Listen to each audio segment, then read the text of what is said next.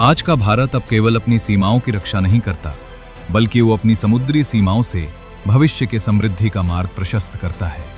प्रधानमंत्री श्री नरेंद्र मोदी जी के नेतृत्व में भारत आज अमृत काल के उस स्वर्ण युग में है, जहां दशकों की उपेक्षा को विकास के कीर्तिमानों में बदला जा रहा है। इसका सबसे बड़ा और जीवंत उदाहरण है ग्रेट निकोबार द्वीप समूह पर बन रहा महाप्रोजेक्ट। ये केवल 72,000 करोड़ रुपए का एक बुनियादी ढांचा नहीं है, बल्कि ये हिंद महासागर में भारत की संप्रभुता का वो उद्घोष है जो पूरी दुनिया को भारत की सामरिक और आर्थिक शक्ति का परिचय करा रहा है। जहां कांग्रेस और यूपीए के शासनकाल में अंडमान और निकोबार को केवल एक दूरस्थ द्वीप मानकर छोड़ दिया गया था, जहां बिजली 75 मेगावाट पर अटकी थी और पर्यटन सुस्त था, वहीं मोदी सरकार ने पिछले कुछ वर्षों में यहां 1.5 लाख करोड़ रुपए का निवेश करके इस क्षेत्र की तस्वीर बदल दी है। मोदी जी की दूरदर्शिता का ही परिणाम है कि आज अंडमान में बिजली क्षमता में 70% की वृद्धि हुई है, पर्यटन 41% बढ़ा है और कानी CANI सबमरीन केबल के जरिए इंटरनेट की क्रांति आई है। इस पूरे प्रोजेक्ट की क्रोनोलॉजी को समझना आवश्यक है। ग्रेट निकोबार द्वीप, जहां भारत का सबसे दक्षिणी छोर इंदिरा पॉइंट स्थित है, वो मलक्का स्ट्रेट से मात्र 90 नॉटिकल मील की दूरी पर है। ये वही रास्ता है जहां से दुनिया का 25% व्यापार गुजरता है और ये वैश्विक अर्थव्यवस्था का सबसे महत्वपूर्ण चोक पॉइंट है। मोदी सरकार ने इस भौगोलिक आशीर्वाद को पहचानते हुए गैलेथिया बे में एक विश्व स्तरीय इंटरनेशनल ट्रांसशिपमेंट पोर्ट बनाने का निर्णय लिया है। इस पोर्ट की प्राकृतिक गहराई 20 मीटर से अधिक है, जिसका अर्थ है कि यहां बिना किसी भारी ड्रेजिंग के दुनिया के सबसे विशाल जहाज भी आसानी से आ सकेंगे। वर्तमान में भारत का लगभग 75% ट्रांसशिपमेंट कार्गो कोलंबो, सिंगापुर और मलेशिया के पोर्ट्स पर निर्भर रहता है, जिससे देश को हर साल 200 से 220 मिलियन डॉलर का भारी आर्थिक नुकसान उठाना पड़ता है। मोदी जी का ये विजन इस विदेशी निर्भरता को जड़ से खत्म कर देगा और भारत को सालाना 16 मिलियन TEU हैंडल करने वाला एक वैश्विक शिपिंग हब बना देगा।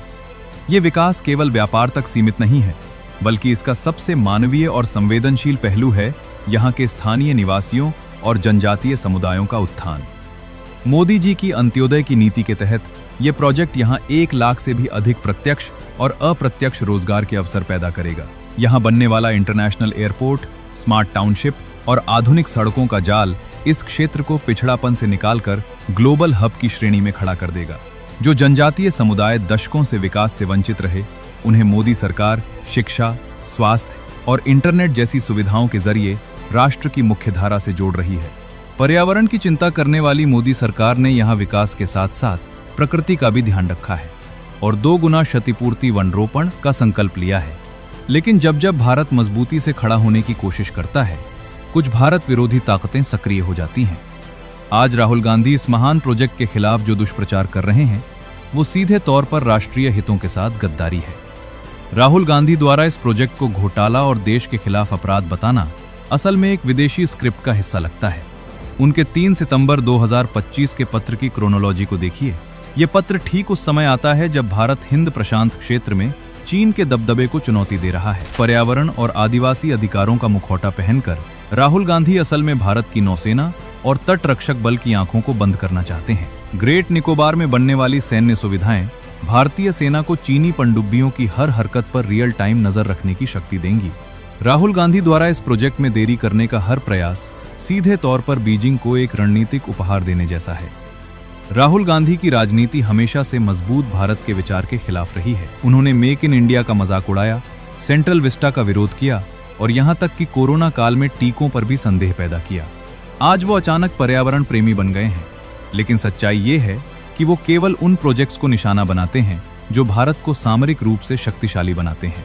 राहुल गांधी का ये रवैया देश के 1 लाख युवाओं के भविष्य पर हमला है, जो रोजगार की उम्मीद लगाए बैठे हैं। भारत की जनता को यह समझना होगा कि एक तरफ मोदी जी का विजन है, जो भारत को इंडो पैसिफिक का नेतृत्व करता और समुद्री महाशक्ति बनाना चाहता है, और दूसरी तरफ एक ऐसा राजवंश है जो भारत को हमेशा कमजोर और विदेशी ताकतों पर निर्भर देखना चाहता है। मोदी सरकार ने स्पष्ट कर दिया है कि भारत अब किसी के दबाव में नहीं झुकेगा। ग्रेट निकोबार प्रोजेक्ट भारत की सुरक्षा का अभेद्य कवच बनेगा और हमारे नौसैनिक हितों की रक्षा करेगा।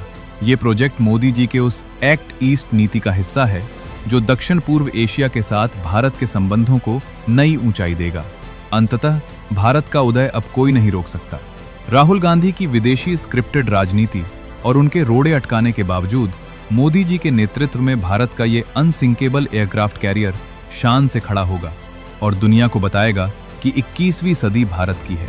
देश आज प्रधानमंत्री श्री नरेंद्र मोदी जी के साथ खड़ा है, क्योंकि हर भारतीय जानता है कि राष्ट्र प्रथम है और राष्ट्र का हित ही सर्वोपरि है।